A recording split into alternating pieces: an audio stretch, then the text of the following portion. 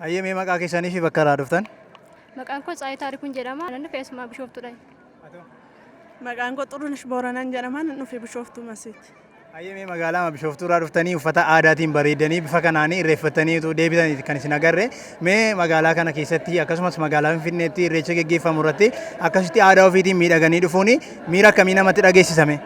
Anaan karaa kootiin dhugaa dubbachuuf gammachuu guddaa natti dhagahame. Irreecha baay'ee ariifiidha bareedaadhas. Gaariidha. Baay'ee nama gammachiisa. Yeroo irreechaa kana akkasumas immoo sagantoota adda addaa irratti shamarranitti hojiin hin baay'ata nyaata aadaa qopheessuuf jira keessummaa simachuu jira meeshaa kana irratti akkamitti muuxannoon keessan? Ani karaa mataa kootiin karaa ani mana keessa yeroo hojjennu jechuudha. Dura galgala odoo irreechi kana hin ga'iin galgala hojjennee finnee waan xumurree isaan booda ganama immoo baanee deemna jechuudha. Irreechi waan Oromooti waan ta'eef isaaf dirqama Oromoon bahee irreeffatu malkaa teeteeti waan ta'eef dirqama. Kanaaf dirqama bahuu qaba. Nyaata Oromoo caccabsaa cuukkoon nyaata aadaa baay'ee jira. Hedduu galatoomaa yaada nuu laattaniif.